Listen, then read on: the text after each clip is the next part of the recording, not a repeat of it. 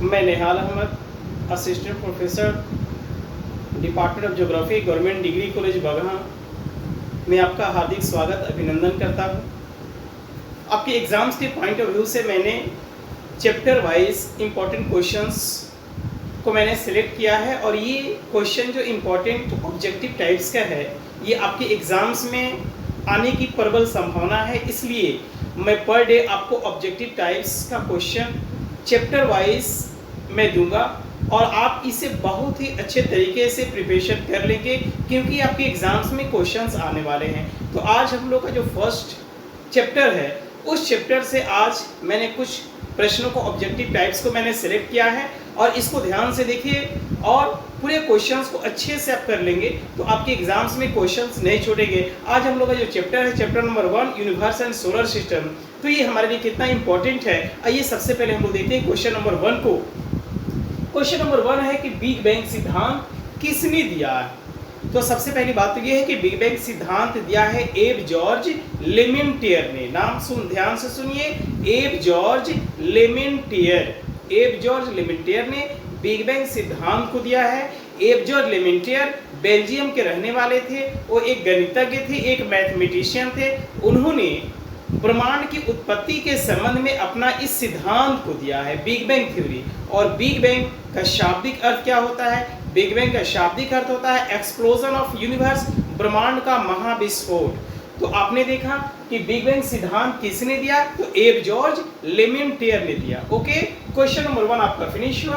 Question number 2, big bang सिद्धांत का संबंध किसकी उत्पत्ति से? अभी मैंने फर्स्ट क्वेश्चन को एक्सप्लेनेशन के दौरान मैंने बताया कि बिग बैंग सिद्धांत जो है, बिग बैंग थ्योरी दिया गया किसके लिए? तो ब्रह्मांड की उत्पत्ति के लिए। क्योंकि अगर आप बिग बैंग शब्द का शाब्दिक अर्थ अगर आप जान जाएंगे तो आपको स्वतः पता चल जाएगा कि बिग बैंग का अर्थ होता है एक्सप्लोजन ऑफ यूनिवर्स, ब्रह्मांड में विस्फोट। यानी कि यह ब्रह्मांड की उत्पत्ति के संबंध में यह बिग बैंग सिद्धांत दिया गया है जिसके तहत सोलर सिस्टम की उत्पत्ति की व्याख्या होती है। तो आपने देखा कि बिग बैंग सिद्धांत का संबंध किसकी उत्पत्ति से है? तो ब्रह्मांड की उत्पत्ति से है, सोलर सिस्टम की उत्पत्ति से है। तो आपने देखा क्वेश्चन नंबर 2 भी कि बिग बैंग सिद्धांत का संबंध सौर मंडल और यूनिवर्स की उत्पत्ति से है।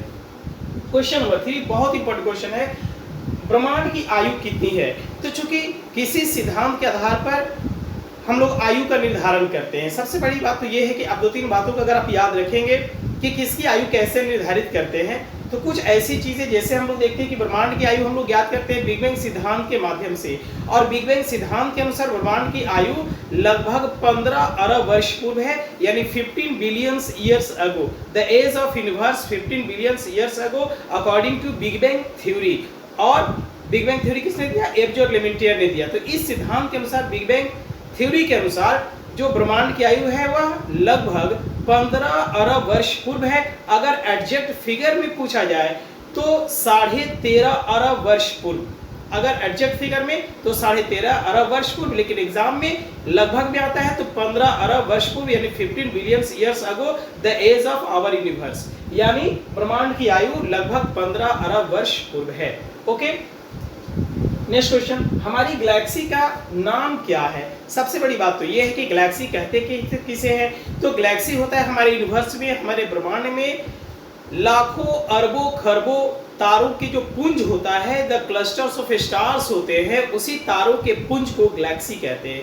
अब उस गैलेक्सी को अलग अलग नामों से जाना जाता है, जैसे कि हम लोग कहते हैं उसे मंदाकिनी भी कहते हैं, उसे ही यूरोपीय कंट्री में आप देखते हैं कि मिल्की वे कहा जाता है, फ्रांस में गैलेक्सी कहते हैं, और हमारे इंडिया में आकाश गंगा या दुग्ध मेखला के नाम से जाना जाता है। तो इस हमारी गैलेक्सी का नाम है मिल्की वे यानी आकाश गंगा, जो हम पृथ्वी से देखते हैं। और यह हमारी पृथ्वी, हमारा सोलर सिस्टम इसी हमारे गैलेक्सी में मौजूद है, मिल्की वे में मौजूद है। तो हमने देखा कि हमारा सूर्य भी, हमारा सोलर सिस्टम भी इसी मिल्की वे का अभिन्न अंग है, यानी हमारी गैलेक्सी का नाम है मिल्की वे यानी आकाश गंगा।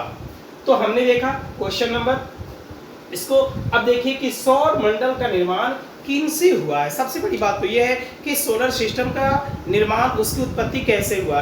तो सबसे पहली बात तो ये जानिए कि सूर्य, 8 ग्रह, उनके उपग्रह तथा उनसे संबंधित, चाहे वो अवांतर ग्रह हो यानी क्षुद्र ग्रह हो, चाहे वो कॉमेट्स हो, चाहे वो धूमकेतु हो, चाहे वो और भी इससे रिलेटेड आकाशीय पिंड हो, हेवनली बॉडी हो, these are the member of our solar system. यानी हमारे सोलर सिस्टम में सूर्य शामिल है, यानी कि सन शामिल है, 8 प्लैनेट शामिल है, सैटेलाइट शामिल है जिसको मून कहते हैं, और इससे रिलेटेड और जो भी ऑब्जेक्ट्स है, हेवनली बॉडी है, these are the part of, these are the family member of our solar system. ये सब के सब हमारे सौर मंडल के सदस्य हैं। और हमारा सौर मंडल का जो शेप है वह तस्तरी नुमा है, बिल्कुल जो शैलो प्लेट होता है उस तरह से हमारा सौर मंडल का आकार है। लेकिन अगर कभी कभी क्वेश्चन आपको पूछ दे कि गैलेक्सी का आकार कैसा होता है, तो 80% गैलेक्सी का आकार स्पाइरल होता है, सर्पिलाकार होता है। तो आपने देखा कि सौर मंडल का निर्माण किनसे हुआ है, अभी अभी आपको पता चल गया। उसके बाद नेक्स्ट क्वेश्चन है,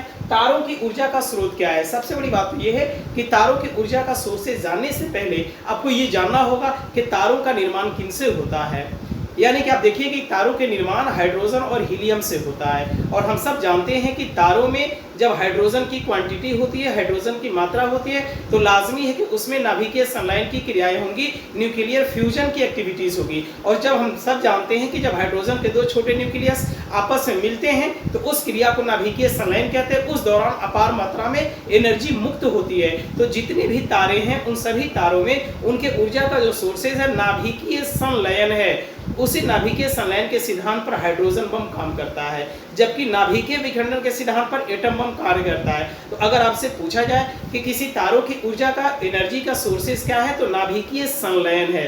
ध्यान रखिए, संलयन, नॉट विखंडन, संलयन। नाभिकीय संलयन की क्रियाएं जो होती है उसी से तारों की ऊर्जा मिलती है। तो हमारे सूर्य में भी नाभिकीय संलयन की क्रियाएं होती है, जिसकी वजह से उसमें हीट एंड लाइट जो है वह जनरेट करता है। तो आपने देखा कि तारों की ऊर्जा का स्रोत क्या है, तो नाभिकीय संलयन। उसके बाद है तारों का निर्माण किससे हुआ। अभी मैंने कहा इस क्वेश्चन पे एक्सप्लेनेशन के दौरान कि तारों का निर्माण हाइड्रोजन और हीलियम के मिलने से हुआ।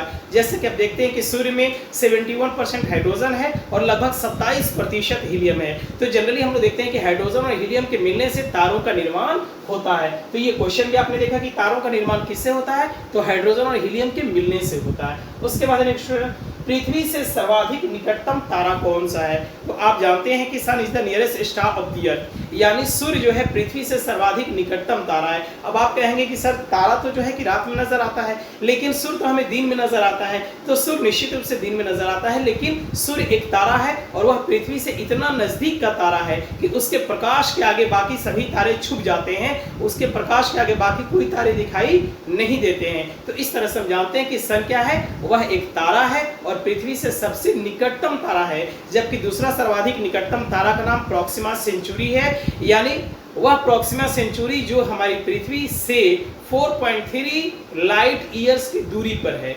यानी पृथ्वी से सर्वाधिक नजदीक का तारा सूर्य, और सूर्य से पृथ्वी की दूरी 14 करोड़ 96 लाख किलोमीटर है। और सूर्य का प्रकाश आने में पृथ्वी तक 8 मिनट 20 सेकंड लगता है। लेकिन जो दूसरा पृथ्वी से सर्वाधिक निकटतम तारा है उसका नाम है प्रोक्सिमा सेंचुरी, और वह प्रोक्सिमा सेंचुरी हमारी पृथ्वी से कितना दूर है, तो 4.3 लाइट ईयर्स। और लाइट ईयर्स आप जानते होंगे कि एक वर्ष में प्रकाश के द्वारा तय की गई दूरी को 1 लाइट ईयर कहा था। आप सोच सकते हैं कि जो लाइट होती है एक साल में कितनी दूरी तय करती है। इसी बात से अंदाजा लगा सकते हैं कि लाइट की जो स्पीड होती है, लाइट स्पीड होती है वह 3 लाख किलोमीटर प्रति सेकंड होती है। यानी एक सेकंड में प्रकाश 3 लाख किलोमीटर की दूरी तय करती है। अब सोच सकते हैं कि एक साल में वो कितनी दूरी तय करेगी। और प्रोक्सिमा सेंचुरी से प्रकाश आने में हमारी पृथ्वी तक कितना समय लगता है, तो समय यह लगता है 4.3 लाइट ईयर्स। यानी कि आप मान के चलिए कि लगभग 52-54 महीना लग जाता है, यानी वहां से प्रोक्सिमा सेंचुरी से पृथ्वी तक प्रकाश आने में, जबकि वो सेकेंड नियरेस्ट स्टार है ऑफ द अर्थ। उसके बाद देखिएगा सबसे चमकीला तारा, ज्ञात तारों में सबसे चमकीला तारा कौन सा है, तो साइरस है। ये क्वेश्चन बार बार पूछता है कि ज्ञात तारों में सबसे चमकीला तारा, मोस्ट सनशाइन स्टार्स कौन सा है, तो साइरस है। तो आपने डियर देखा कि पृथ्वी से सर्वाधिक निकटतम तारा कौन सा है, तो सूर्य है। हमेशा याद रखना है कि सूर्य है, सूर्य है और सूर्य है। उसके बाद देखिए सूर्य से पृथ्वी की दूरी कितनी है। अभी मैंने इसके एक्सप्लेनेशन में मैंने बताया कि पृथ्वी से सूर्य की दूरी 14 करोड़ 96 लाख किलोमीटर, यानी लगभग 15 करोड़ किलोमीटर की दूरी है। तो आपने देखा कि सूर्य से पृथ्वी की दूरी कितनी है, इस बात का भी अंदाजा हो गया। और जबकि देखिए कि चांद की कितनी दूरी है, what is the distance between earth and moon, चंद्रमा और पृथ्वी के बीच की दूरी कितनी है, तो 3,84,600 किलोमीटर, लेकिन इसकी दूरी कितनी है, लगभग 15 करोड़ किलोमीटर। यानी कि आप देखिए कि चंद्रमा से प्रकाश पृथ्वी तक आने में 1.3 सेकेंड लगता है, 1 सेकेंड से थोड़ा सा ज्यादा लगता है, लेकिन 2 सेकेंड नहीं लगता है। क्यों? क्योंकि उसकी नजदीक है चंद्रमा हमारी पृथ्वी से, वेरी नियरेस्ट है, 3,84,600 किलोमीटर की दूरी पर, जबकि सूर्य जो है 15 करोड़ किलोमीटर की दूरी पर है, जहां से लाइट को आने में 8 मिनट 20 सेकेंड का समय लग जाता है। और एक चीज और देखिएगा कि तारों में ही अपना प्रकाश होता है, बाकी ग्रह और उपग्रहों में अपना प्रकाश नहीं होता है, तो मून में भी अपना प्रकाश नहीं होता है। वह एक दर्पण की तरह होता है, आईने की तरह होता है, जो सूर्य के प्रकाश को परावर्तित करता है। उसी तरीके से जितनी भी अगर कोई ग्रह चमकता है, चाहे वो वीनस हो, जिसको हम लोग मॉर्निंग एंड इवनिंग स्टार कहते हैं, सबसे चमकीला ग्रह कहते हैं, तो कोई भी ग्रह हो वह एक दर्पण की तरह होता है जो सूर्य के प्रकाश को रिफ्लेक्ट करता है। तो बस इसी वजह से वह हमें चमकीला दिखाई देता है, अदरवाइज उसके पास अपना स्वयं का प्रकाश नहीं होता है, सभी वह सूर्य के या तारों के प्रकाश से ही प्रकाशित होते हैं, उसी के लाइट को रिफ्लेक्ट करते हैं। तो आपने देखा कि सूर्य से पृथ्वी की दूरी कितनी है, आपको पता चल गया, लगभग 15 करोड़ किलोमीटर। आपने देखा सूर्य का प्रकाश पृथ्वी तक आने में कितना समय लगता है। अभी भी मैंने बताया कि सूर्य का प्रकाश पृथ्वी तक आने में 8 मिनट 20 सेकेंड लगता है। कितना लगता है? 8 मिनट 20 सेकेंड लगता है सूर्य के प्रकाश को पृथ्वी तक आने में।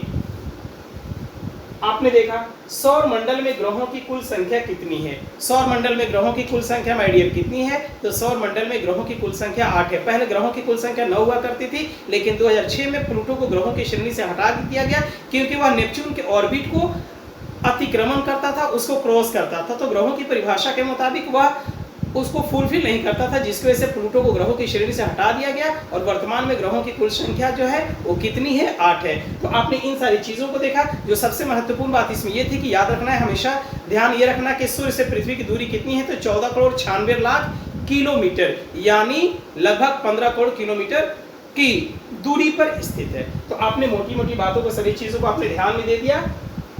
और हम लोग नेक्स्ट चैप्टर में मिलेंगे इससे और भी सोलर सिस्टम से रिलेटेड महत्वपूर्ण प्रश्नों के साथ। तो आप अपना ख्याल रखिए, बिल्कुल ध्यान रखिए, खुश रहिए, मुस्कुराते रहिए और देश की रक्षा में हमेशा अपने आप को समर्पित रखिए। जय हिंद, जय भारत। Thank you.